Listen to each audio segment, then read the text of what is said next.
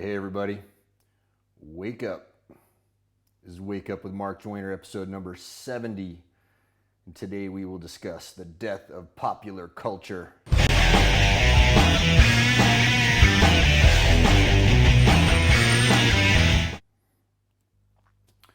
All right, so is popular culture dying or is it dead? Maybe not yet. Maybe not yet, but it might soon be. So I get asked all the time, Mark, have you seen this latest movie? For example, the one everybody's talking about right now as I shoot this video is Endgame, Avengers Endgame. Well, I thought the last Avengers movie was the last Avengers movie. And then they did the thing at the end, and then, there was a little bit of a cliffhanger there. And now we've got this other movie that's come out, and now this is the top grossing film of all time, as I understand it. I just read, I got a little brief this morning about that. It's pretty amazing. I still haven't seen this movie. I still haven't seen it. And I feel a little bit left out. I feel like I should have seen this because everybody's talking about it. Everybody's talking about it. Everybody's watching it. And now I'm kind of like the odd man out. I haven't seen it. So what's wrong with me? How come I haven't seen this?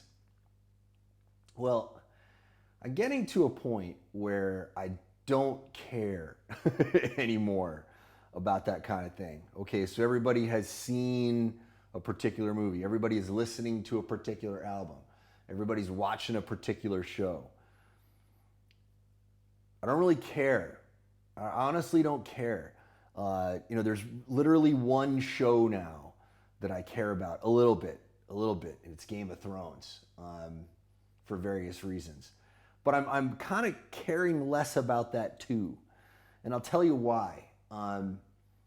I noticed that when I get engaged in these things, when I start to anticipate these things, when I look forward to these things, it really engages my mind. It eats up a lot of mental brain space, if you will, that I could be applying to something useful.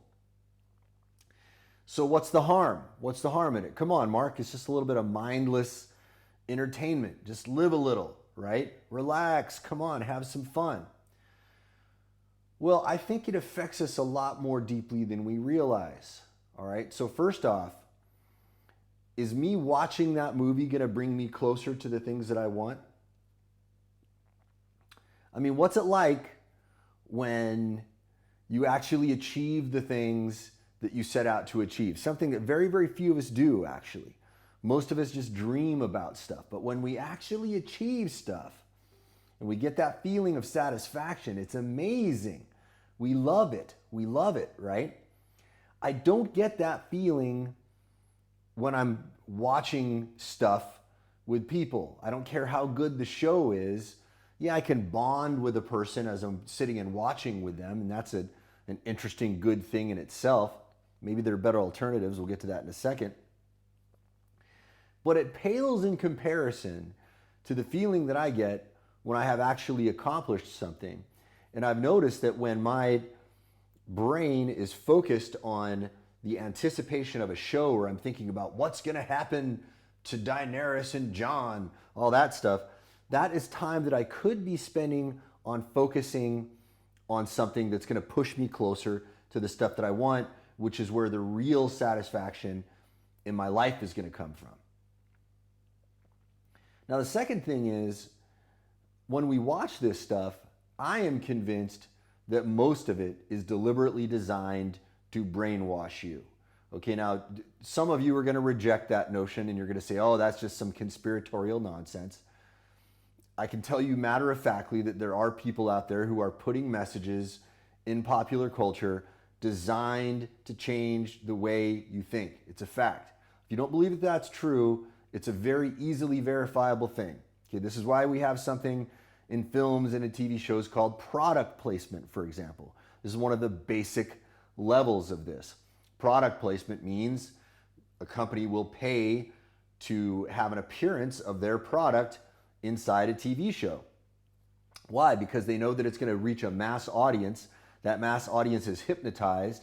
The mass audience is going to associate it with the characters that they love. Therefore, it is effective advertising. If it weren't effective, people would not be paying for it over and over and over again. But it gets more insidious than that. Deep product placement happens when somebody comes in and they tell you to say something about a particular product or to express a particular opinion. All right, now if you read up about the history of De Beers and the diamond industry, you will know that there were lines placed in movies to convince people that buying a diamond engagement ring for your fiance was the thing to do. We had rings before that, but the diamond engagement ring was an invention of the De Beers people, and they actually paid Hollywood producers to put lines in the movies to convince you that it was a cultural norm. For example, the notion that you should be spending 3 months of your salary on a diamond engagement ring was something they invented. They paid people to put that message inside movies. If you think that's not happening anymore, I don't know what to tell you. You're just basically you're in denial. Okay, it's a fact. It's happening all the time. If you pay close attention, you will see that these things are occurring over and over again. I suspect there's a lot more to it than that. I don't think it's just corporations. I think that intelligence agencies and governments and interest groups are also doing the same thing. Have you ever noticed that there are certain agendas that are popularized in popular culture these days?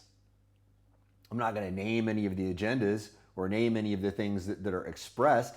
Now you might think, well, that's just maybe it's just a symptom of the fact that these are popular ideas, therefore the writers feel inspired to put those popular ideas in there. Well, okay, maybe that's true, but when you see the same ideas being popularized again and again and again in popular culture, and when you see the same ideas expressed again and again and again in late night shows and news broadcasts, it beggars belief to me to consider that this is all spontaneous.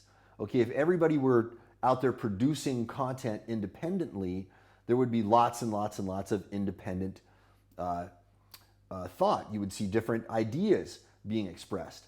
Now, you do see that to a certain extent, but the debate, as far as I'm concerned, is usually very, very narrow. There are certain things that are never questioned in popular culture of all forms, including the news media, including the late night comedy shows, and all of that. There are certain things that are simply never questioned. Ask yourself, which things are never questioned? What are the constants? I'll give you an example. Our foreign policy in the United States has barely changed from president to president to president. It's been more or less the same foreign policy. Our economic system has barely changed from president to president to president. But here we are discussing pussy hats versus MAGA hats. That's our conversation. That's what we're allowed to discuss. That's what the news has you thinking is the main thing. So is popular culture dead? No, it's still alive. It still has a huge, huge hold on us.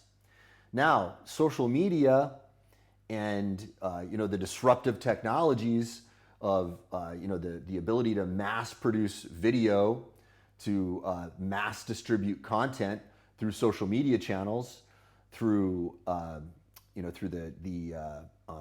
independent media channels like YouTube and whatnot, that is disrupting that. But what are we seeing? We're starting to see now that certain things are not allowed on those platforms. Why is that? Okay, so while popular culture is dying, it seems that the same forces that want to shape our minds using popular culture are now wanting to shape our minds using these disruptive technologies.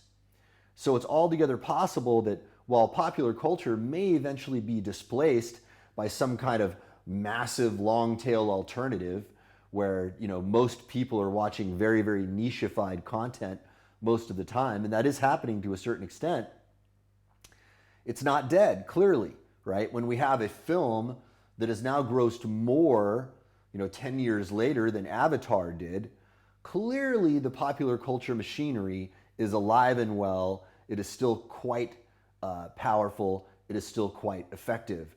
But I think the real thing that we need to look at is what's underneath all of that. Okay, I think we need to be mindful of the things that we are exposing our minds to. Is the stuff that you're watching, Is it teaching you a value system that you want to believe, that you want your children to believe? Because if you don't believe that value system that's being taught in those shows, I would ask you to consider the notion that your value system may change as a result of watching this stuff. Consider that. Consider that. Also ask, is this stuff supportive of where you're going in your life? Is it making you feel more optimistic about the possibilities of achieving these things? Is it teaching you stuff that's going to make you more likely to achieve these particular objectives? How's it making you feel? What's it making you believe? What's it making you think? I think all of these things are things that most of us don't think about most of the time. We just flip on stuff, we see stuff that's entertaining, and we watch it, and we passively allow it to program us. That's what I think.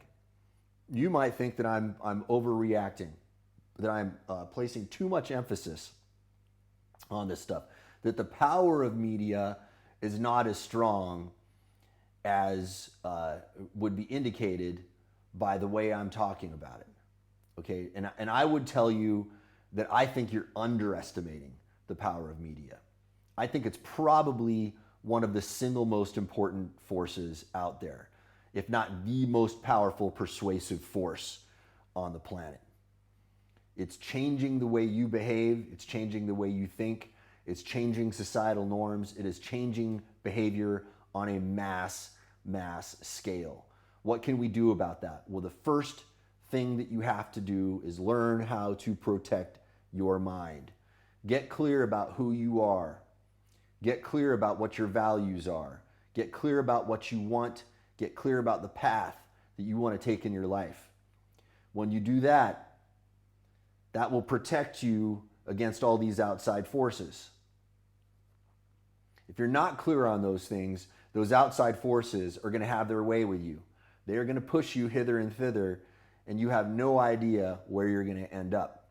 But if you get clear about who you are, if you get clear about what you want, if you get clear about your values, if you get clear about your path, then when things come in to your periphery that are incongruent with that are inharmonious with the direction that you're going, you can identify it a little bit more effectively. And you're not going to be perfect at identifying this stuff because a lot of it is very, very subtle. Some of the persuasion that you see on TV is extremely subtle. Sometimes it's just a mere association when you see a sexy person with a particular product or somebody that you admire or that you were you have been trained to revere. You see them with a particular product or you see them exhibiting a particular behavior. You are going to be influenced by that on a very, very subtle level. You're sending a message to your brain that if I want to be like that person, I must consume that product. I must behave the way that person is behaving. And it's not always the case, quite clearly.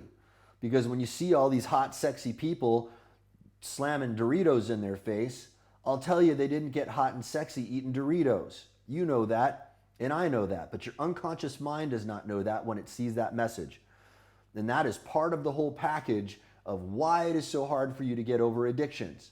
Because you have millions upon millions of unconscious references that have been implanted into your mind, unbeknownst to you, that are determining your behavior and are determining your beliefs.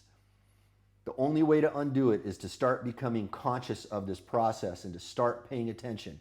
And I'm sorry, it's going to rub some of the shiny off the stuff that was entertainment to you. It's going to take away some of the magic of the entertainment. But maybe I shouldn't apologize for that, because maybe you passively watching that stuff is not good for you. Maybe it's one of the worst things happening to your mind. Now, if you think that I'm being a little bit excessive in this, then oh, come on, Mark.